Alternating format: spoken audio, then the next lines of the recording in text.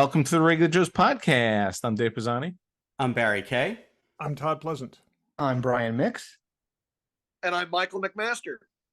We have a special guest, everybody. Special guest, yeah. Well, Brian's a guest, but not really because he's family. And we have special guest Michael McMaster, who you'll hear about if you don't know about. But if you're nerds like us, you probably know who he is. So this past weekend was a significant birthday for Todd. So we want to wish you happy birthday. Thank Yes, happy birthday.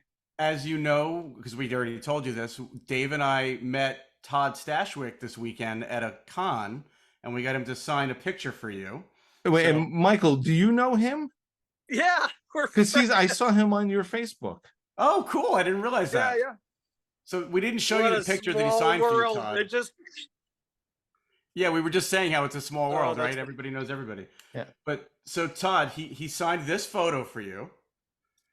And what he wrote was, Todd, you're missing a D, but whatever. Dot, dot, dot. You're one D and he's two Ds. That's awesome. And he wrote live long and prosper at the bottom. So we will get this to you next time we see you in person. Awesome. Yeah, Thank you very much. Guys. He was a really good dude. He is a fan, and he's doing this, acting. He was like, too. He was telling us, he's like, I bleed this stuff, and he starts showing us all of his tattoos, and he's got Star Trek tattoos, Star Wars tattoos, Dungeons and Dragons tattoos. Really? Yeah. Wow. Cool. Very, very nice guy. Really I read an interview with him, and he was just thrilled to be doing it, and like I said, he was a great character. So it really added to the show. Yeah. Awesome. So we thought you'd appreciate that. There wasn't much else at that con that you would have appreciated, but we knew that was one thing. That's for sure. That's awesome. So, yep. Cool. Droid builder extraordinaire. Droid build. Yeah, I was going to say, first question is, when someone says, "Oh, what do you do?" At least in this context, what do you say?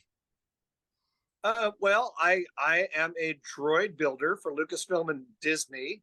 I build, maintain, and operate droids. There you go. For a living. That's awesome. That's pretty cool. That's really awesome. But I just found something on YouTube, a story that ABC did. You're a citrus farmer also. Is that correct? So back up a little bit. So I live on a 90-acre citrus farm that my grandparents started in 1919. So what is that, 104 years? Our family has been farming citrus. I started out doing R2D2s for fun. It was just a hobby. And it was a hobby that turned into what it is today. I kind of Forrest Gumped into it. I fell into it. Right. And it's you so still cool though, is we know some people now, including yourself now, that have started doing things like this or in and around, the things that they love as hobbies, and it's, managed to turn itself into a career. And then it's amazing when you can do that. Not everybody gets to do that. So no, we don't. Some sweet. of us has real stupid jobs. Yeah, that's, you talk to, you've spoken with Tom Spina and Gordon Tarpley and people like that. We all started in our garages just doing it for fun. Yeah. And then it blossomed, you could say. Yeah, for sure. I'm just still fascinated by this. Do you live still on the farm, right? Yeah. Yep. And do you, whatever. How much of your time is spent farming versus droiding? I still do full-time farming. So I really have two full-time jobs. Okay. That's so awesome. Getting on the tractor for that ABC thing, that wasn't just that was actually part of the job. That's great. That was real. I was dressed really nice. I would normally be dressed I was kind of thinking like that. a homeless person on the tractor, but they said, "Oh no, go out and they said, what farming thing can you do?" And I said, "Well, I have work I have to do on this piece over here." And they said, "Great." They hopped in the pickup and they followed me out there, and the cameraman, I'd zip by him and he'd give me a little thumbs up. That's great. That's great. That's the great. coyotes That's are awesome. watching what is this? What's happening? Yeah. I'm sure we could ask you a lot of questions about citrus farming, but we'll probably I stick found to it the droid fascinating. stuff. I do find it fascinating. It's a real job, not like, I'm in advertising. It's not a real job. That's right. Fun. I'm in education. That's not real either. That's cool. So how soon before the two passions or the two work things come together? How soon before we can expect robots to be doing most of your work? Yeah. You know how often I get asked that? I am not surprised at all. It It used was to a be, softball. I bet your wife's waiting for a robot that'll clean her house. Well, now Yep. once Oh, they find okay, out about yeah. the citrus farming, oh, when are you going to get a weeding robot or a tree topping robot or Absolutely. an irrigating robot? Yep. I'm working on it. Okay. Yeah. Well, but Well, don't you somebody control is. most of the robots by hand? So aren't you actually still doing the work yourself, even if you're doing it with a remote control? That is true. Yeah, everything I do is puppeteered, so I'd still be doing the Exactly. work. Yeah. It That's would all be a funny. lie. Yep. Dave and I were at a small local convention this past weekend, and there was an R2. I don't think the R2 group was there, but there was a single R2 there, and the guy was driving it with an Xbox controller. Is that kind of common at this point? I was surprised it wasn't a bigger controller. You know, that's a point of contention with me. I come from a background 30 years ago. I was flying 2-meter electric gliders. Okay. And an so I've RC always guy. Yep. used professional commercial radio. Yeah. And I would never do a professional job without such a tool. Yeah. And so I frown on the little Xbox controllers and whatnot. But you know what? For a hobbyist, I'm sure it's fine. But I wouldn't even go to a convention with one. Yeah. Because Wow. I just I don't love feel- that there's little in not fighting, but little like There's you're little a poser because segments, you use an yeah, Xbox yeah. controller. Well, but I I mean, even people called it out. I apparently are trying to remember- use these controllers in submarines now. So Oh, you Yeah. saw how jeez. that went. Yeah. I know that's Right. too soon, but But I remember saying to Dave, I'm like, I'm a little surprised this guy's like, driving this R2 around just with an Xbox controller. I thought you Yeah. needed something That- more than that. That scares the crap out of me at conventions because there's guys with remote controls like this big. This is the whole joystick Yeah, function. yeah. Is I've 1 seen this inch with on the your thumb. Nintendo with the And it's Wii like controllers. that's 100-pound hunk of metal Yeah. flying around at 15, 20 miles an hour, and you go, oh, and it's gonna fall over. It's gonna hit somebody. I hate that. Yeah. so yeah. we were at a Star Wars event, and it was held in a museum, a Star Wars collection museum. And one of the operators had that type of remote, and it was like the Wild West. He had no control over it. Oh, And he was really? running into guests, celebrity guests. He was Wow. running into displays, and I just stood back and I said, "There you go. That's what I'm talking about." But That's yeah. Well, there you go. Good point. That makes a good point. Let's back up. So you're a citrus farmer. Your family's a citrus farmer. And have you always been like a maker, a tinkerer, and then you found R2, or how did that all start? So my dad built his own house. He built his own farm equipment. So I grew up around that. As soon as I was old enough to learn how to weld, I was building farm nice. equipment for him. And yeah, when I was a little kid in the 70s, I made a cardboard B9 robot, and I was making R2D2s out of plywood on the old roller skates that would attach to your shoe with a key. Sure. That dates me a little. Most people No, will we're all understand. on the same We're all dates. there. But anyway, I would do things like that. And then, yeah, in 2001, I just got the wild hair. I had bought an R2D2, a wired remote controlled R2D2 for my kids for Christmas. And I started taking it apart as soon as they got it. And I said, you know, I could do the exact same thing, only full size, because I've always wanted R2D2. I go online searching for plans or information. I stumble upon the R2D2 Builders Club, and which at the time was only a few years old. I was about the 550th member. I don't know, now there's 20 or 30,000 members. Oh, are there really? worldwide. Wow. Wow. But anyway, I started that way. I just started building once I found the club, and you know, picked up a few skills along the way, because I was very deficient on my woodworking skills and some of my electronics. And well, even the technology that existed 20 years ago, so primitive by today's Oh, I'm standards. sure. Yeah. You know, the R2D2s that I build now are nothing like the early ones. Oh, really? That's cool. How Oh, many have right. you? How many? Brian, you R2s got have into built? this about that long ago as well, right? How long have you been building? Well, that's I always like to say I started my R2D2 the day after The Empire Strikes Back came out, but it took me 25 years to finish them because I had to wait for the R2 Builders Club to show up to get the dome, which is the key part, is the aluminum dome. And oh yeah, back then, and that's where I met Mike, was at the R2 Builders Club when it was 3 droids, you know, the 2 mics in mine, and that was it. Oh, really? Wow. And, you know, That's so and we funny. were using windshield wiper motors, and the guys who could find the wheelchair motors were really. That's on what I top. heard. Yeah, That's a wheelchair great motors. motor. And now it's like they have dedicated motors and gearboxes and servos that do everything. everything. It's too easy to build an R2 now. Oh, good. It's practically on build my themselves. list They to practically do. build themselves. That's right. Oh, great. Yeah. Yeah, I'm sure the two of you can say that. I'm not sure the rest of us Yeah. can feel the same Yeah, way. that's definitely. I feel like that's a retirement project for me. But so, how many R2s have you built? Well, I built 13 R2D2s. Wow. I'm working on my 40th and 41st droid projects. Oh, wow. And not counting Wally, Robbie, and Wow, that's a I'm lot. working And on my you- second Wally now, so And about those 43 R2s robots. Do you have a robot total, including That was droids? Yeah, it's Well, around 43. Okay, 43. So, Wow. yeah. And Do those you have all R2s, those how- R2s? Oh, that's what I was going to say. How many of those were jobs for other people or other companies versus the, for personal use? The only thing I can say about that is that the first droid I built was R2D2. And then I have one here in the shop. The last one I built, most recent one I built a year ago, is my R2D2. So two of them. Okay. And then Okay. the rest live elsewhere. Okay, Okay. fair enough. Fair Fair enough. enough. They're out there. Yeah, we can just imagine. That's pretty cool. So As I you say- obviously love Star Wars too, right? Todd, did you have a question? I was just going to say, before we go back onto that, the Wally is amazing. I got to say, I love Wally, and you're to take something that exists and create it like R2 is one thing, but to take an animated object and make it so realistically, such a realistic representation of it, it's just absolutely amazing. And Thank you. Yeah, that I blows love me that away. character. I do It's got- too. It speaks English. It's got those big puppy dog eyes. my I mean, God. what is there not to love?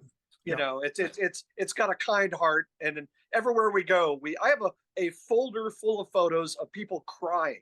I've Oh, never wow. seen people cry like they do around Wally. Men and women, Yeah. young and old, Yeah. doesn't matter. And usually it's because they love the character so much, but it's animated and they never think they'll meet it. Yeah. Oh, yeah, When we yeah. shot in New York, even people from Pixar had never seen one in person, and they lost their minds. It's ridiculous. It's a brilliant design as an animated character, because it is so anthropomorphic that you were just drawn into, like, it's, there's human tendencies, there's animal there's things, these characteristics, but you just capture it, and it just, like I said, Well, and I think like you nailed it. It's got a human voice, and when it's in front of you and it starts talking, it really comes to life in a way that even R2D2, the bleeps and the bloops, and it feels like R2, but it's not the same as Wally talking and speaking. but like little details, Right. like the head shields, the moving, and I don't know what they're actually called, but what I'm saying? Eyebrows. The eyebrows, but I'm saying that's what drives it home. It's not just a manifestation of this. It becomes this becomes Wally. And Over a decade ago, I became friends with Jay Schuster, who's the man who created Wall-E for Pixar. And he's an animator and a modeler. And he was just here visiting the house a few weeks ago, and he had never driven it. So I gave him the remote, and even he just sat there and was just stunned by it. And he said, and I designed the thing, but he was very thoughtful in the way he approached it. It was very mechanical. He studied dump trucks and trash compactors and all these things. So it had a very real world feel to it, Mhm. even though it did things that were quite possibly impossible. The idea that it could, turn into a cube and stuff is So let's crazy. But you don't care. You can, put that aside. Let's pause here a second, and Michael, tell them about the tracks on Wally, because I know that was an adventure. Yeah. So the very first thing I started out with was the track drive on Wally, because if I couldn't drive it, I didn't want it. I don't want static statues. I want things that move and are animated, So I started working on this thing, and we had problems with it derailing and burning up motors, and we didn't realize how much a track drive, how many amps it pulls. And my friend Mike Senna, who was working with me on the project, he brought an amp meter that plugged in line with everything, and it went up to 100 amps. And we thought, well, surely, R2 only pulls 6 amps. So we hooked this thing up. We start moving it. The first time we turn, his amp meter makes a popping sound and blue smoke comes out. Oh my God. And it's like we had exceeded 100 amps And now we understand. What we were at Jet Propulsion Lab once talking about all of this. Yeah, why And not? they said that's the reason why all their rovers have wheels and not tracks, because of the high energy consumption. Oh wow. Mm. Takes a lot of energy to push tracks. So we learned a lot along the way, the hard way. You know, that's the only way I learn, I guess, by burning things and blowing things And up. you don't have a formal background in engineering, or yeah, I mean, you've just figured all this out over the years as you go. YouTube videos. I devour YouTube videos. The place I was it's going with that, impressive. Mike, was that Wally tracks. Every segment is a special design. So he cast every single segment of those tracks. It's not like he went out and found a track off a Yeah, I mini tank did or something. see He that on the cast each tested individual video. track. Yeah, that every single thing on Wally, and we'll put pictures up somewhere on Instagram. Is made. It's not like there's no found objects. Yeah, it was the first entirely handmade thing that I built. And that's really what led into me building Chopper for Lucasfilm, was that they wanted something built that had never been made before. And so it had to be scratch built. And Wally kind of looked good on my resume, you could say. Yeah, one animated droid to another animated And that's droid. just We'll- I think we'll- you're probably the foremost creator of physical animated droids. So, and that you did too. Yeah. So it's like, you know, Before we jump, and I know we want to, I'm sure, talk about Chopper, but so you, and I think you mentioned it quickly. So you built Wally, and then they wanted to do it with TV series. Was it was a Disney thing, obviously, or a Pixar thing? Are you which? This is Wally in New York. He's Wally talking in about, New I York. think. Yeah, I'm sorry.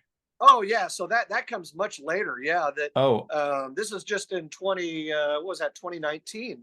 I guess it was late 2018 when we started talking about it. And they said, yeah, we want to do basically what they call Pixar in real life. We're going to have all these scenarios with animated characters come to life in New York City.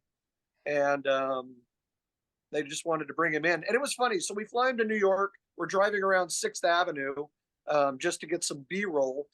And New Yorkers are completely indifferent. They could care less. In fact, most were irritated because it's early in the morning. People are trying to get to work. They're walking around. I'm like, I get this thing out of my way. We're trying to cross 6th Avenue, and we have like 10 people literally just out of camera frame surrounding him because he's very slow. Well, the light, of course, turns red, and then it turns green, and cabs are honking and flipping off Wally, and there's footage of that, but we're never going to show it. You so know? Gotta be great as I'm footage. watching the video, I'm thinking that's got to be somebody they put up to, like the people just walk by him and don't even turn and look. That actually I would happened. say 1 out of 100 even That is glanced at. hilarious. No, I there's- was Honestly. watching this thinking that has to be somebody that they've set up to do this. You haven't because spent enough time in New nobody York, could Tom. walk Yeah, by you him and haven't. not. My That's my amazing. wife, unfortunately, who's fine, got hit by a cab in New York, and people just walk by her as she's on the ground in the middle of the street. Oh, On 6th Avenue, no less. We're probably not far from where Wally was. But Yeah. New Yorkers, I tell you. They're All right. unflappable. Yeah. Yeah. So I want to talk about Chopper just because I'm obviously a huge Star Wars fan, but I was a huge Rebels fan, and I was so excited to see him for a brief moment in Rogue One. Was that your Chopper in Rogue One? Yeah. So I in 2013 I got called in. Dave Filoni wanted me to build Chopper, and his exact words were, "I would like to have my own Chopper before the R2 builders find out and make 100 of them," which Oh, has wow. kind of come to pass. They've eventually they're everywhere. They're almost as prolific as R2D2s now. But so anyway, I agreed to do it, and we had it. We had 3 months to build it. I built it in 87 days. And then we took it out on tour to promote Rebels. This was before Rebels had come out. And we traveled. We went to the Nuremberg Toy Fair in Germany. And we Wow. went to Star Wars weekends in Orlando. And people would yell, "Hey, R2," because they didn't know what it was. But then once the series came out after season 1, everybody knew Chopper and everybody was excited to see it. And it was a lot of fun. But yeah, along the way, I get the call. They said, "We're going to crate it up and send it to London. It's going to go to Pinewood Studios. It's going to be in Rogue One." And I couldn't go. I had other build projects, and there was no way I could go. How do you So not Matt go? Martin from Lucasfilm flew along with it with Mary Franklin. I know Pablo Hidalgo was there, some others, and they had a one of the UK prop guys was driving it, but the scene that it actually appears in, it was Matt Martin driving because they broke for lunch and the UK crew disappeared. But the Americans that were there, they said, no, we got to get this finished. And they were rehearsing. And so Matt said, I'll take Chopper. And so Matt did the rehearsal while the UK folks were having lunch. And so then when it came time to shoot it, he was ready to go. And they said, yeah, just go ahead. So See, that wouldn't happen awesome. in the US because of unions, but right. still, Yeah. that's So awesome. that was built for Dave or for Lucasfilm, or It was built for Lucasfilm. Yeah. They had to, the funding had to come, they had to find a way to fund it, and it wound up being the Star Wars show. They decided to make it a mascot for the Star Wars show. He'd make okay. an appearance in every episode. And then eventually we built a mouse droid and an R3A3 and some other things that appeared. Tom Spina made a Gonk droid that made appearances. And so that was where they got the funding. And so Dave could have his droid and use it, but then it would also be a permanent fixture for StarWars.com. Oh, that's cool. That's awesome. And now, have you built your own chopper too? Okay, I'll see if I can do this. As we're seeing Let's his see. workshop, everybody, which If I can get my camera to turn around, which it's not doing. Oh, wait. Hold on. There we go. Can you see his little dome? Oh, Oh yeah. oh, Right yeah. there. So I've never finished him. And the reason why, What's under the black curtain? No, I'm kidding. who knows? So I had finally started in, what was that, 2020? I had started building Chopper. I thought I'll 3D print it. And then we're going to mold it, make fiberglass mold, and, you know. Then I get a call from a friend who is modeling. He sells 3D models, and he calls about this. He said, I'm He making pointed to a probe full-size droid, everybody. Imperial probe droid. Would you be interested in being a beta tester? Because nobody else wants to try to print it full size. And of course, I immediately drop everything because that's my favorite droid in Star Wars. Shh, Oh. don't tell R2. And yeah, a year and a half later, there it is. I So, do remember you printing it on, seeing it on Instagram and stuff. So it's, how many parts is that? oh gosh, I have no idea. Lots of parts. It Yeah. was almost, I want to say it was about 1,800 hours of 3D printing. Oh my God. And And you, are- is that that like a three large machines. format printer, Large- or are you how big are you CR10s. able to? CR? I was gonna say CR10. That, and the CR10 is relatively Not new. that isn't it? big, but How big's the bed? It's 500 cubed. Okay. But everything's got to be in pieces. I mean, it's not. Yeah. Oh yeah. So the body is 4 feet in diameter. Oh my And God, there is it are that 10, big? 10 pie-shaped segments that glue together. And that's as close to in scale with the one from Empire, right? I mean, It is 1-to-1 scale. Yeah, 1-to-1 scale. So- Okay. So to the Norway, there was a Norway shooting version, which actually shot the scene with between Han and Chewbacca. Everything else was the miniature that Mm, Phil Tippett animated. yeah. Most of what you see in the film is the animated one. Yeah. So he built this model and wanted you to build it, and you built it, and so we're all a little all over the place. And then Lucasfilm wanted it for Mandalorian. Okay, so I was about 2/3 of the way done, and I get a call. I can talk about this now, from the team that was shooting Kenobi, and there were going to be 2 different scenes that had the probe droid in it. They wanted just the head originally, and it was going to be in the droid workshop, the one that they went through the back door and they hid. Yep. And I kept telling them how big it was, and apparently they don't understand what 4 feet in diameter is. I get there, and they said, that's way too big. It'll take up most of our set space. So they rejected it on the spot. But they said, but we're going to shoot a probe droid scene out in the desert. And I was interested, but again, it was 115 degrees out in the desert. It was going to take 3 days, and it was going to have to stay in a storage container, a metal, non-air conditioned Not container good. that was probably 140 degrees. And I said, nope, can't do that. So that was the end of it. And I was disappointed, but I thought, okay, well, then go a few months further along, and I'm getting the legs put together. And I've done work for season 3. I built 9 droids for season 3 of The Mandalorian.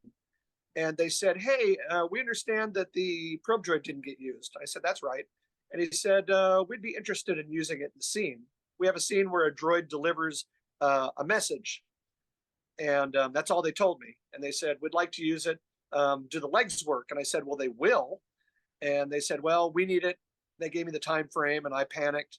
And I worked myself silly, and I got the legs, antennas, everything working. And they said, well, how are we going to mount it? Because we want it to fly into the scene. Yeah. And I said, I've already built a mounting plate in the back. That's I made this sort of cantilevered rail that could hold it from behind. Oh, wow. And I said, give me the mounting plate that goes on your camera boom, and I'll modify it to fit on this. So I did. And then I took it down there. We bolted it to a camera boom, and we shot the scene.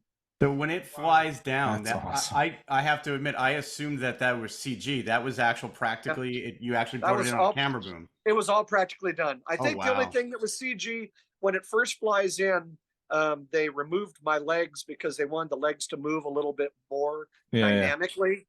And so the scene where it flies in, the legs are CG, everything else is real. And then once it's the wide shot where it's actually there delivering the message and scanning her and all that, it's all this. Wow. That's awesome. That's So was that's that awesome. before or after I ran into you at the convention and you were running it around on top of the snow berm? So when we had it at Star Wars Celebration, we had just shot a month earlier. Oh, wow. And so everybody kept saying things like, oh, you should talk to Lucasfilm and get that in a show. And I'm like, that's a great idea. Yeah. I had to sit on that for a year and a half. So Oh my God, that's I awesome. was I'm at the convention and I see the head of this thing coming through the crowd. And I'm like, where's Mike? Where's Mike? The Mike's like 15 feet behind it.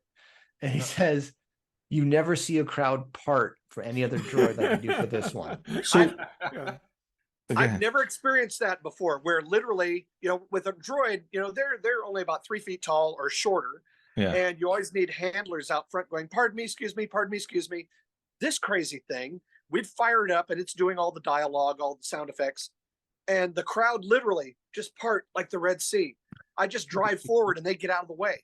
It was amazing. And we drove all day, every day. It was great. So what do you mount it on to drive it around? So it is mounted on a base that looks kind of like snow. Oh, And there are motors got down it. there. The base is basically R2D2. It's the same drive system. Yep. And a lot of caster wheels around the perimeter. There's like 8 caster wheels and 2 great big drive wheels and the NPC motors. And yeah. How heavy is that actual droid that it's not top heavy when it's even mounted on that base? The droid weighs 98 pounds, 3D printed. I figure with all the electronics and hardware and whatnot, it's probably about 130 pounds. The whole thing, top to bottom, weighs about 168 pounds, which is no more than my R2D2, believe it or not. Do you have That's a incredible. camera up in the body so you can see over the crowd? No. No. No, I just That would stand help behind driving. it. I stand behind it and let the crowd get out of the way. Yeah. Okay. No, it makes sense. Yeah. And how does it? I know these are stupid questions, but how does it travel? Was it in like a giant crate or? Oh, it's terrible because it all has to come apart. The head comes off and goes on a little platform, a wheeled platform, a dolly, and then the body sits on another dolly, and then the legs go in a bag, and then the Oh, base boy. breaks down. It all unbolts. But we carried it in a U-Haul truck. Uh-huh. So I want to go back to something you said before. If you can talk about it, you said you did 9 droids. I was gonna go. I was sort of where I was Mandalorian going. season 3. Can you talk about? I mean, I think the mouse droids were yours, right? Yeah. So we built an R5D4, which is their second droid. They have the hero version, and then ours, which could go 232, go from 2-leg to 3-leg and back, Oh wow. and be drivable, and it could do it just however they wanted. And you could even drive it in 2-leg mode, but it was frowned upon because it's very top heavy. Uh-huh. We built a bunch of mouse droids. There was Grief Karga's R4, the orange yep. one. That's his droid. I did the black when they were on the planet that had the droid bar. We had the black Imperial droid, which is probably the prettiest droid we've ever made. It was like brand new, shiny, glossy, Yeah. gorgeous, which was painted by their paint department, by the way, not us. They recycled our RX droids from Book of Boba Fett. Those are in the bar. When Oh, yeah, when yeah, the humans the- walk in, they're the ones that pop up and turn and look, which Yeah. is kind of cute. Okay, so they were And if you look the really card close- dealers in the right. They were Yeah. the card dealers in Boba Fett, right? And the card dealers, then they were the TSA agents. Right. Yes. Right. I remember the TSA. Oh, agent. They were just- sure. Yep. Now, was they were that just an repainted. original design of theirs and you built it, or? Yeah. So they just gave us illustrations and dimensions. They had actually gone to the trouble of measuring the RX droid from the parks, and they said, well, this is the height and the width, and but it looks similar, but it's totally different. Oh, it Yeah, is yeah. It's different. actually Okay. amazing to me that droid has been reused so many times. I've always loved that design since I was a little kid and I first went to Star Tours. But Yeah. it's just amazing to me that droid keeps popping up. Yeah, and it just and I assume we'll see it in the future. Yeah. It's if It your makes perfect generic- sense, though. if you were eagle-eyed and you looked at the Ahsoka trailer, you'll see one in there. Oh, It makes really? perfect That's sense. so I mean, it's a truck. It's a utility thing. And It's a utility droid. Yeah. And they totally. just they're just going to keep using that design until it's obsolete. And and Just then, like mouse droids. and then They're- other I countries. love will use I it. love the mouse droid. Oh, the mouse I droid. love the mouse. And I That's love gotta what you say, did that with was- them. I love what you did So with we're- them for the Mandalorian season 3. Gave them a little more character. yeah. So what they did is, this is what's really funny about all of that. They said we need 5 mouse droids, okay, and when we built them, Yeah. we were going to give them numbers, and then we said no, they're mouse droids. We got to give them names, so we gave them cheese names. So there was Feta, there was Brie, there was Jack, there was Oh, that's- Gouda, and here's what's funny about that is that there were very specific operators that were given a mouse droid. And so then they wouldn't drive the other ones. Well, I drive Gouda. I won't drive Oh, Feta. that's so funny. And they all became so attached that there's supposed to be that wide shot from above where one of them drives off the edge. Yep. And you hear the Mhm. little, it's like you can in your head you can hear a Wilhelm scream, as it goes over. Yep. They call me and they say, you know what, we're gonna have to wreck one of them, but we're too attached to these. Can you make one more? Oh I my said- god. And I That's said, in great. like 2 weeks we could make one. And they said, no, we need it Monday. So I panic. I look over here at my workbench. There's my personal mouse droid. And I'm like, sorry, fella. So Oh. we sent him off. And that was the one we named Jack because he was the stunt droid. Yeah. Uh-huh. And he's the one that goes over the edge. Oh. Did he But he went into suffer a- any damage going over the edge? He fell into a foam pit. He was fine. They Oh, were good, worried about okay. nothing. Good. So, what about Will's droid? Because Will was very proud of his burned up mouse droid. Was that from the same shoot, right? That was from that was Kenobi, I think. Was that Kenobi? Right. Okay. I think so. Or no, it was Kenobi, or maybe it was an earlier season of Mandalorian. There were mouse I can't droids remember now. before. Season yeah. 1, one of the mouse droids gets shot when they're in that. Oh, yeah, that was, gets that was shot. one of mine. That must Yeah. be it. Okay. Yeah, that was episode 6. No, yeah, that was the one I built for Lucasfilm, the one that they had the fans name it. They name it Cheese. Oh, okay. CH33Z. Oh Yeah. yeah, And, yeah, yeah. So yeah, we had it on set for the day, and the guy's calling Mousy. Well, it was I can't think of that actor's name. I know Clancy. it. Clancy Brown. Yeah, thank you, Clancy Brown. And he's calling it, and it runs away, and he shoots it. But when you see the flash, the explosion, then it goes to a CG mouse droid. Oh, that you see really? it Oh, that's so and there are funny. parts everywhere. Yeah, they didn't actually, because Lucasfilm said you're not wrecking our droid. Yeah. But another R2 builder of a friend of ours, Will, who's the nicest guy you'll ever meet. Yep. If you ever seen the pictures of the little girl inside the R2 unit at one of the celebrations, the only, George Lucas took a picture of her inside the R2 unit. He had it as a stroller, R2 stroller. Anyway, he built a mouse droid, and they wanted to do a pyro on it. And he's like, yes, please do it. Well, it might burn it. Okay, go, please.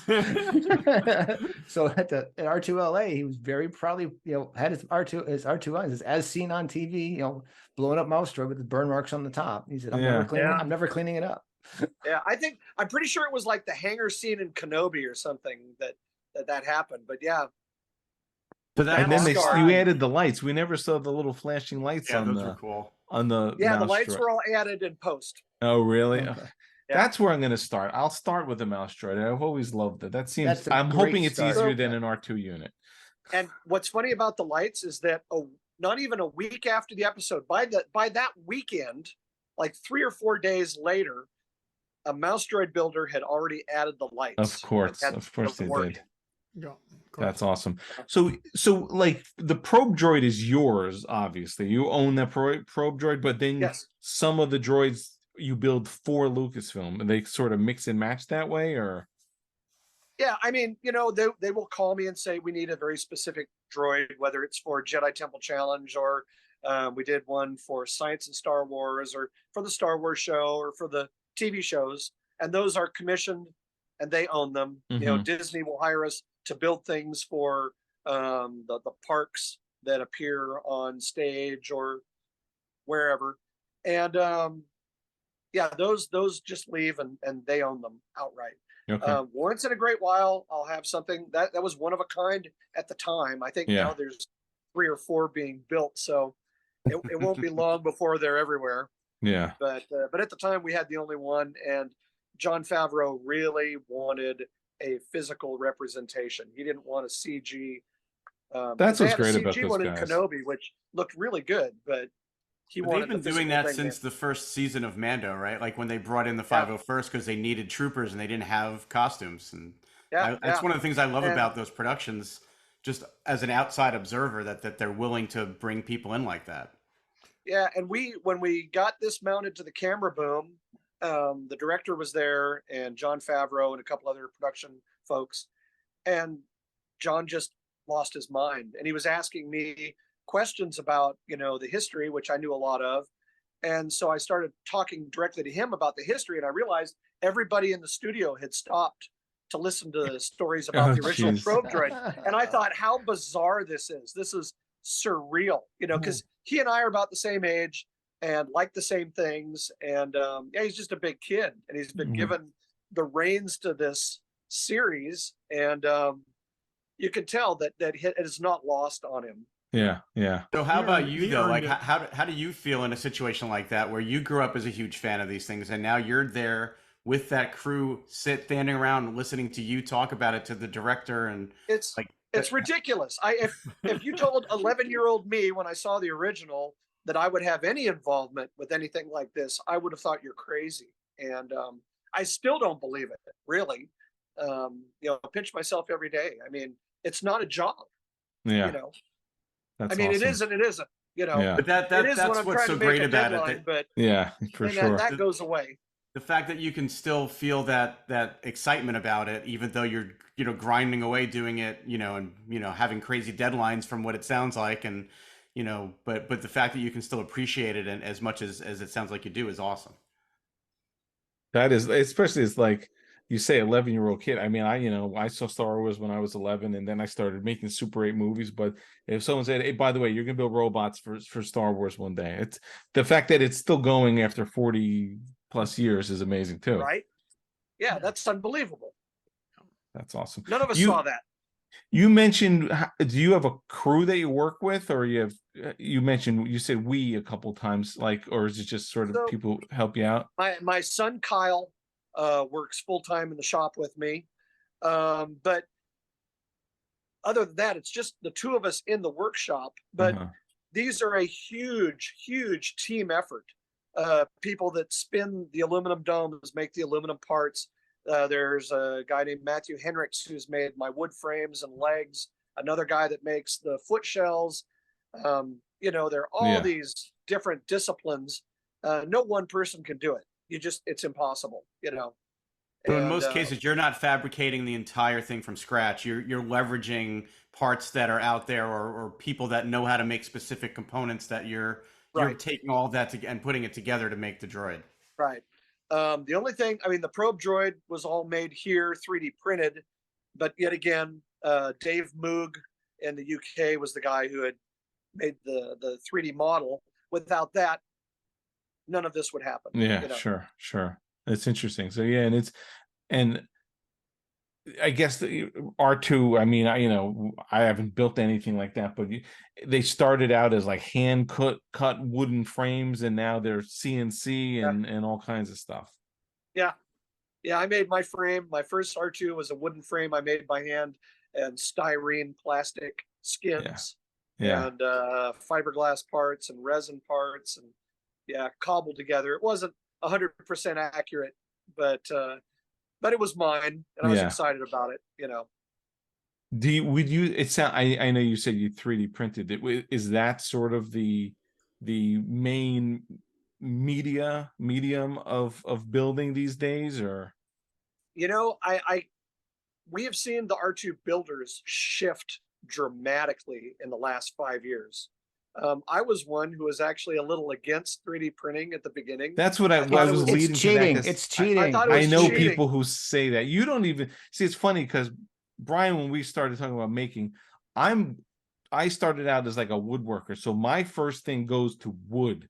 Like and Brian was like, wood. He's like fiberglass. And see, you're more Right. old school than me, but I have embraced the 3D printing and laser cutting and all that stuff. So, Well, so and it's not now cheating. I'm doing mixed things. I'll see if I can show you this. So with Robbie, this was all the original that I did was 3D printed just like the probe droid. Then we made giant molds, and these are fiberglass parts. The head, the Oh, body, the hips, the legs, because I knew that the 3D printed parts would not hold up with that much weight. And so, yeah, I'm still it's a mixed bag, you Yeah. know.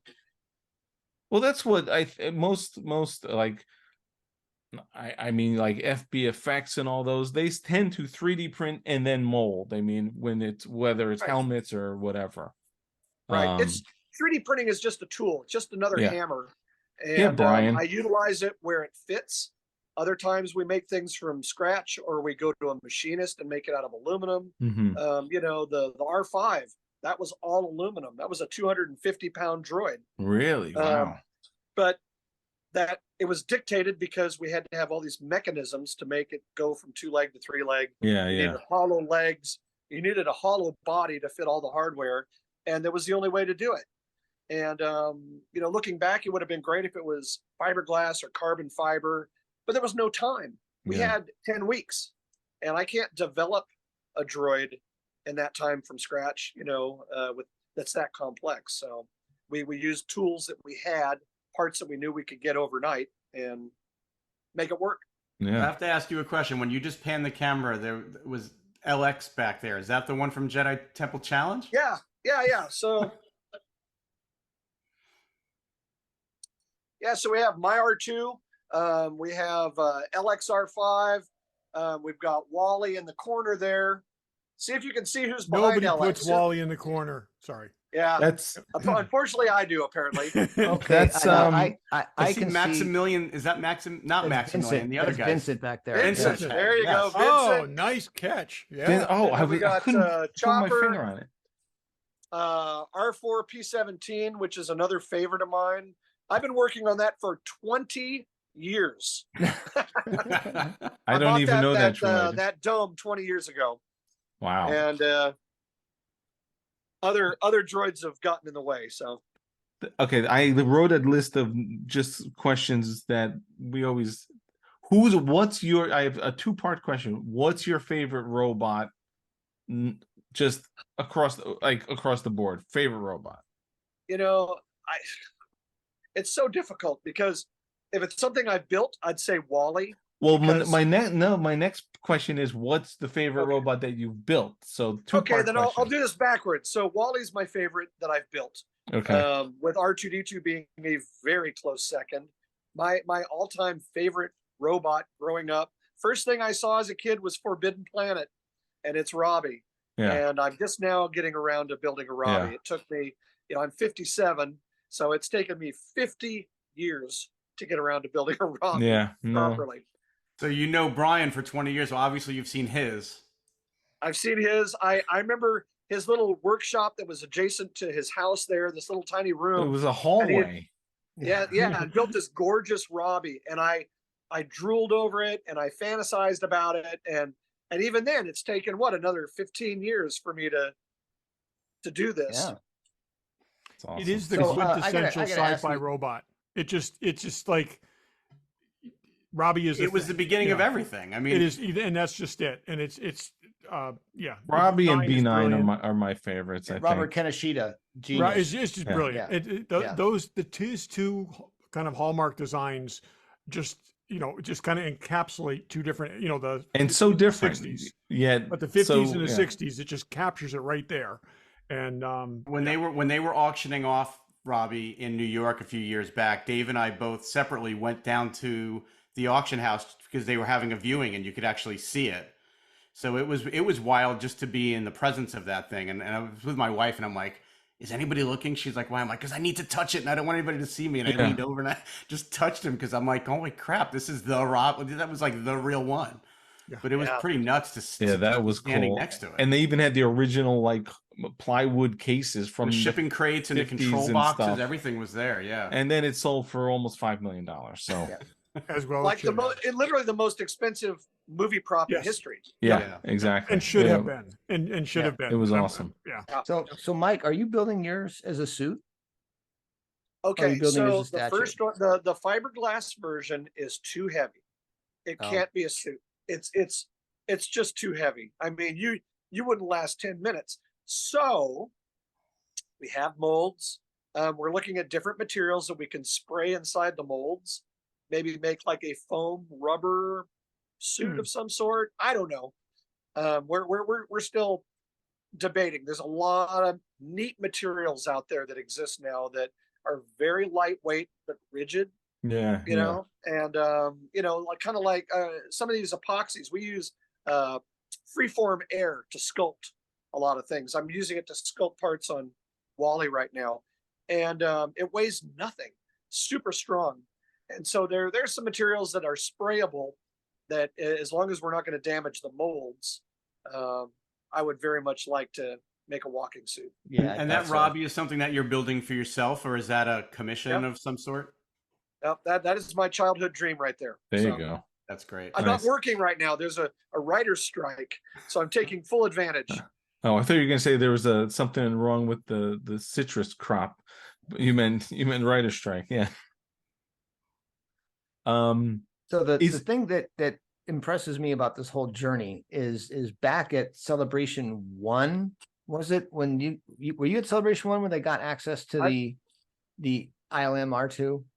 I didn't arrive until Celebration 3 in 2005. Okay. That was my first missed- That was show. our I missed the yeah. first two. You missed the first. Okay, so one of the handlers of R2D2 when the R2 Builders Club was a tiny room with half a droid in it, rolled in with the ILM R2 and drove it around and let the guys see it, and he said, okay, I'm gonna go to bed, but I don't want to pack this thing up. Can I just leave it with you guys? It'll be safe, right? And he went to bed. And of course, out came the measuring tools and the calipers. And the cameras and everything, and the droid build, the droid R2 Builders Club was born, and all the blueprints came out and all the designs came out, and the droids got built, and some were close, some were not close. They finally standardized, and now those droids are canon. Because they're all the R2 Club stuff is those blueprints are canon because it's all the stuff they use in the shows now. Yeah. It's That's come full awesome. circle.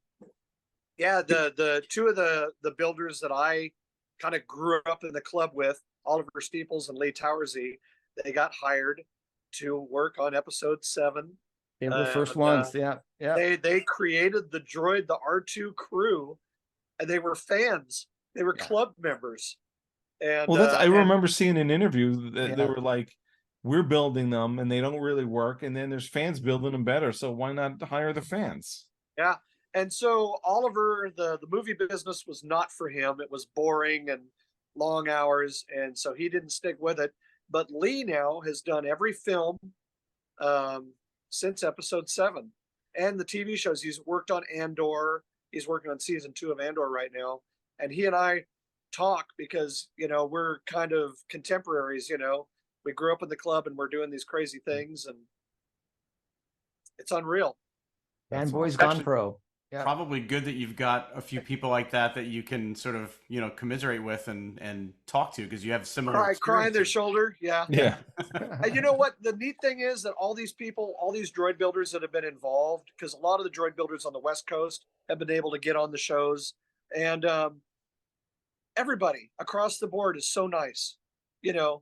It's just a neat group. We don't have quite the problems that you see with other costuming groups that are more maybe organized. We I have could no totally leaders, see there's no- that. I totally see there's that. no structure to the R2 Builders Club. It's just build to the best of your ability. Yeah. It's a great philosophy, and it served us well. And there was some stuff at the R2 Builders meet last couple months ago that was stunning.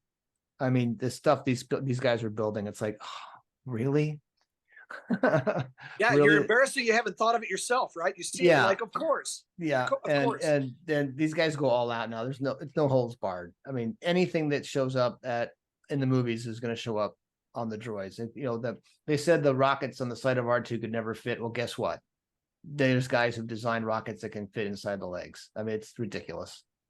Crazy. So now the R2 Builders Club encompasses other Star Wars robots, or is it So the R2 Builders had always been, all droids. yeah. But over the years, it's branched out. There were C-3PO builders, I think some of the first ones that branched out because it was more costume. Yeah. Then you had the mouse droids.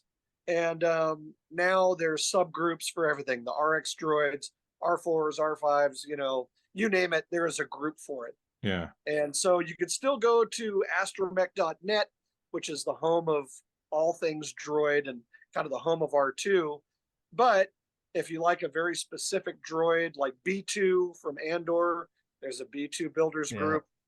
And there's any flavor, any droid you're interested in, I guarantee there's a group. No, that's great. Somewhere. Probably 2 or 3. I'm sure, right? That's awesome.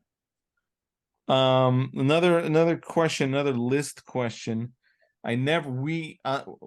On this show we rank our favorite movies. We did a 2-part episode of the top 100 movies.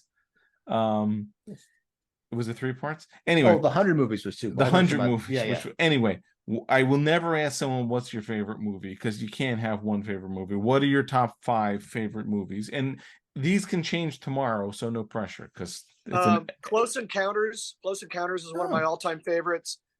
Without a doubt, I think the very top of my list is 20,000 Leagues Under the Sea. Wow, it still okay. holds up. And Back to the Future. I think that's just because of the time I was right out of high school, and that movie just blew me away. Probably the second Alien film, Aliens. Sure. How many is that? That's 4. Well, you didn't list Star Wars. Are you saying other than Star Wars, or? Oh no, yeah, and Star Wars. And Terminator 2, and those are all my favorite Okay, movies too. good. And Forbidden Yeah. Planet. What about Forbidden Original Planet? Star Wars, known as Star Wars. Okay, good. Yeah. Yeah. Forbidden Planet will be a runner-up. Yeah, So, that's it's, awesome. By the it's way, I have impossible. to. That I is have an to- impossible question. That's why there were, so another friend of ours, Daryl, who's often on the show, he's not on today, but all 5 of us did the our top 100, and it was, first of all, the fighting just to figure out how to decide How to calculate, rank everything. Yeah, it was. And we finally got to it. I don't honestly remember what it was, Star Wars, Indiana Jones, probably Empire Strikes Back, Aliens. Those are in the top 5. I don't remember the exact. There was a whole weighting system and ranking system, but obviously. Yeah, because then gosh, you'd have Raiders and ET, and I see suddenly I'm like, Yeah. It's so Yeah. hard. that's a rabbit hole, man. Yeah, It it's is. a total rabbit hole. Total rabbit hole. So while we're sitting here talking, Spina just texted me, and I told him we were recording with you, and he told me to tell you we said hello. So hello, Hi, from Tom. Spina. That's so funny. Tell you, He is a sweetheart of a guy, by the way. Oh And, yeah. I don't he think and he I have gets become enough good credit. friends over the last couple of years, and I don't think there's a day goes by he's not texting me something, and it's usually not about Star Wars. It's usually about music or something. So He and I bonded over Muppets. Yeah. Muppets. I am Oh, obsessed yeah. with Yeah. Muppets, and that's kind of how he got his start. Yeah, So that's cool. Yeah, I went with him once to the Museum of the Moving Image in New York, where they've got the whole Jim Henson exhibit.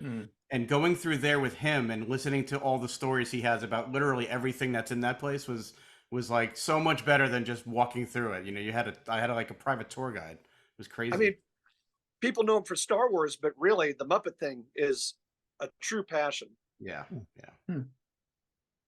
Well, So- and like we were saying about you, just another guy who started out doing this as a hobby and has turned it into multiple careers. Yeah, exactly. Yeah. Right. You just right, never so- know. Yeah, it's true. You talked about Rob. We sort of do this thing, what's on your workbench, but we're just gonna ask you what's on your workbench because ours are interesting. So other than Robbie, Not and I know nearly you as said interesting as his. you got to go to, what's your Instagram, because you mentioned the neon tubes. You had neon tubes made with the voice and everything, right? Yeah. So my Instagram is McMaster_robots on Instagram.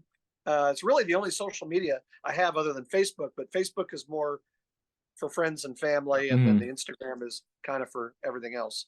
But yeah, so the Robbie, I wanted to be as accurate as possible, and Brian knows we've talked a lot about all the different parts and mechanisms. You want it to be as accurate as possible, but you want it to operate reliably.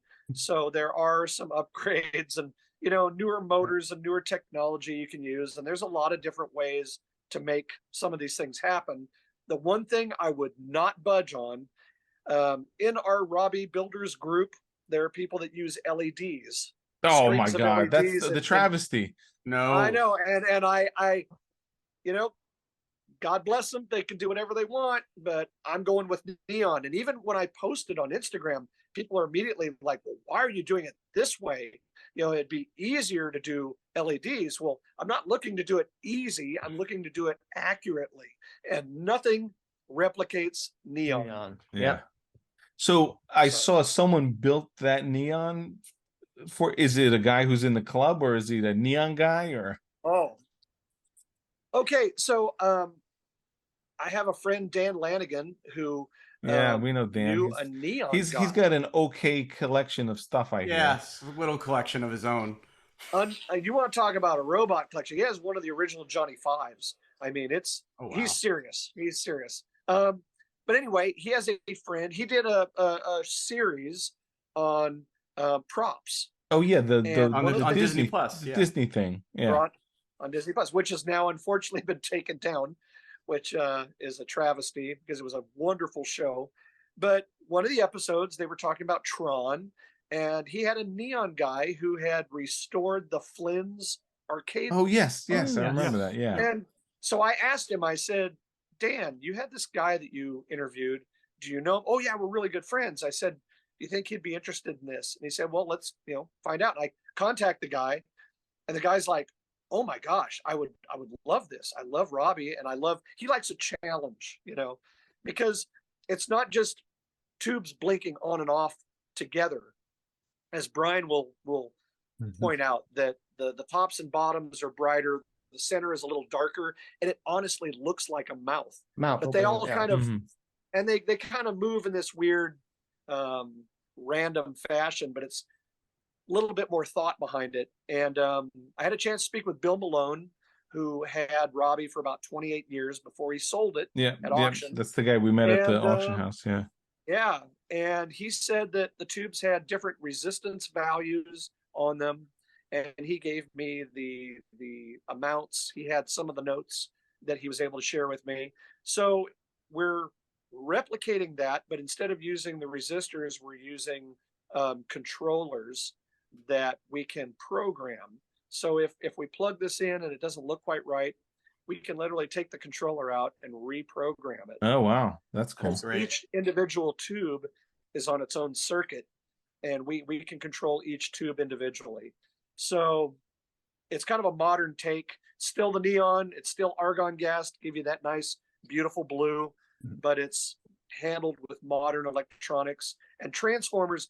They used transformers in Robbie that were enormous, and they got hot, and they were a little dangerous. I mean, the neon requires 5,000 volts and the wires are all just kind of sticking out of the back of the tubes. Oh, And jeez.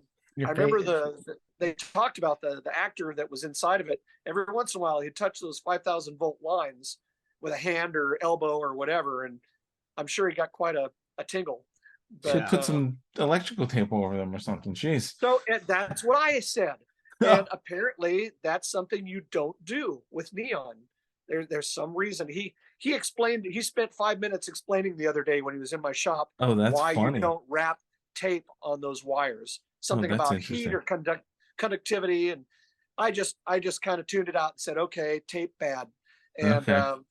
and there, we'll what we're going to do is make a shield behind it, Yeah. like a grill or a grate out of it has to be non-conductive material. So we're Silicone. figuring out. We'll put something back there, and Yeah. so That's funny. When it was at the auction house, that Bill was there, and I know the auctioneers didn't like it, but he was always messing around with it. It's like, dude, you practically don't own it anymore because it's going up for auction tomorrow. But he came in and he turned it on. He turned and it on, It yeah. was talking and doing stuff, and the auction guy's like, that's not good. But anyway, it was cool to see. I was thrilled to be able to see that.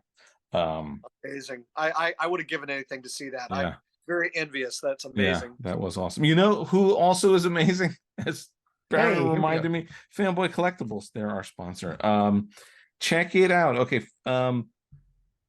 Did you see the Pure Arts Batman cowl from the Flash? That That's looks pretty sweet. amazing. Yeah, full size Batman cowl. Oh, Batman really? cowl. Exo 6 Data just announced. That's up for pre-order. Todd, I'm sure you have it or getting it or getting another one. Hot Toys Iron Man Silver Centurion is in stock. That's a Diecast. reissue, I think. It's diecast this time, yeah. Yeah, it's cool. Sideshow and Pops and Hot Toys and everything you need. Check those guys out, fanboycollectibles.com. Check them out at their store in Newtown, Connecticut. Tell them the Regular Joe sent you. Sorry, Troy, we're putting the ad later in the show again, but we get distracted sometimes. We had cool things we had to get right too. Exactly. So, Michael, I just have to say, because I build models. I build small scale models. I've never built anything that was life size or full size. And I don't really tinker with electronics or lighting very often. But this past summer, I had built the B9 robot for Todd that you see over his shoulder there 2 years ago, year ago. Dave had bought that same kit, but bought it with the full lighting and sound kit, but then got intimidated and asked me to build it for him. So I built 2 last summer. I built one for me, static, no lights or sounds. And I built his with the full light and sound kit. And I nearly pulled my hair out trying to do that. And that was just like a basic pre-wired kit. I can't even imagine the things you're describing. I can't even imagine. Well, here's the dirty little secret, Barry. The small models are harder than the big ones. Yeah, you've told me that before, Brian. The small ones the big ones are way easier. Yeah, but it's all the other pieces that go along with that are. I know. I'm intimidated. I've been making stuff my whole life. I do stuff like this. I can't do giant life-size stuff. Yeah. But it's amazing. It's awesome. So what else? I know you've got projects, some going back 20 years. What else are you sort of currently working on that you could talk about? Oh, well, I am working on, so I bought the HasLab Ghostbusters Proton Pack. I did too. Yep. So now I'm actually working. It's not really, I'm going to make the jumpsuit, basically. That's all. Yep. I'm just working on a jumpsuit to go with it. So when the next movie comes out this fall, I'll be ready. Oh, good. And, yeah, I had that, and I built all the soft goods with the elbow pads and all that stuff, and then at the time, this is years ago, I guess. My son was 10, I think. So it's like 11 years ago, because he was what's his name, Tully, with the colander on his head, and we went to go see Ghostbusters, but. The only thing you can do is build one from scratch, but this thing is awesome that it came out. So I was thrilled with that. I'm going to give you a chance to do something here. We're going to see if this will work. Let me try this. Hold on. Okay, we got the neon. I'm going to let you speak and see if it'll pick it up. What? Oh, well, it moving while I'm Oh, it's look at flashing while that. I'm talking. That's amazing. That's awesome. Wow. Wow. So for those at home, we're watching the neon lights for what's going to be inside Robbie the Robot, which is amazing. And it's moving as we're talking.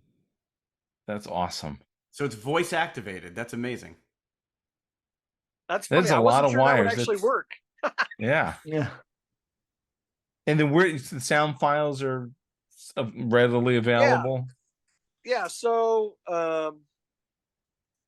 yeah, there will be sound files that we have that were ripped from the movie. Yeah. And then I will say this, we're going to try something. I don't think it's a secret. You guys are familiar with all the AI art and whatnot out there. Yeah. So now there's AI voice replication.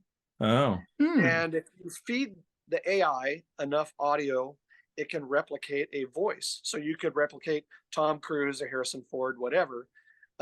We had about a minute and a half worth of Robbie the Robot. We fed into an AI, and we're still fine tuning it, but it is coming out pretty good. So wow. So wow. say different things. we could eventually have Robbie say, "Welcome to whatever," Oh, that's Todd, great. Todd, we got to San do Diego that with Comic-Con Barry, or- so he can hate stuff the way we do. Yeah, do that with me so you can make me say things I would never actually say. I like that. That's awesome. I because hate I'm the Willow. positive one on the show. These guys I hate hate everything. Willow sucks. No. Yeah. Willow doesn't suck. Okay. Well, the AI Barry will think so. The once we Willow find out. series sucked. I will readily say that, but the movie did not suck. Okay, So that's awesome.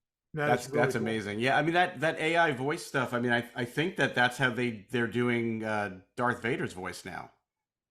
I think that they got Maybe. all the James Earl Yeah, Jones. no, he he actually signed gave off them on that to do that. He so. signed off on it. Yeah. Yeah, that's awesome. Well, that's all. I mean, I got to say, you're doing what I wish I could be doing.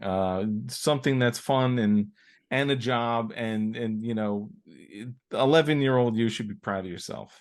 You know what? Hop on an airplane and I'll put you to work. Okay. You like sanding? And that's the sanding. one thing. That's what I make my wife do when I build stuff. I don't like sanding. and Dave won't say it because he won't say about it. But Dave's a pretty amazing craftsman in his own right. He does great work. Thank you. Yeah. But yeah, it's always stuff. Hey, you're welcome to come visit anytime. Oh, I appreciate that. Yeah, We appreciate that, and we will probably take you up may on regret that. that at some point. Yeah, exactly. So where can everyone find you? You mentioned your Instagram, but you have a couple other places. Well, no, just Instagram for the public stuff. Yeah. My Facebook is more private for Yeah, friends but and you have family, you have a website. If someone wants, if Paramount Pictures is listening to this and needs a robot for something, can they call you? Yeah, they can find me on McMasterRobots.com. There you go. I'm playing squash with Tom Cruise tomorrow, so I'll let you know. Perfect. But awesome to meet you. Amazing stuff. I look forward to seeing Robbie finish. That's amazing stuff. Really, really terrific. Yeah, we really I'm appreciate looking you forward to taking the seeing time it to come on. This has been it's been awesome hearing all these stories. We love hearing this stuff. Yeah, terrific. I think we have Brian to blame for this. Brian said, "There's this podcast that you have to be on." So Brian is Shout like out to our Brian best Mix. cheerleader. Yeah, Yep. exactly. Which Brian we Mix appreciate. brings people together. He does. Yeah. He does. Absolutely. Well, I stalk people, and then we all bring each other together. So Yeah, I think Anyway. I remember the first time Gordon was on the show, you had to admit that you had been stalking him on Instagram for a while. The less we say of this on a recording. because I saw tested has been great. I saw Michael. I saw you're tested. That's where I saw Brian. That's where I saw Gordon. I'm like, and yet here we are. We know all these people, and you guys all know each other. It is a very small world. Yeah, So yeah, it is. So awesome. Well, thank you so much for coming Thank you. on, and thanks for listening. Thanks for listening. Thanks for listening. Thanks for listening. Thanks for listening.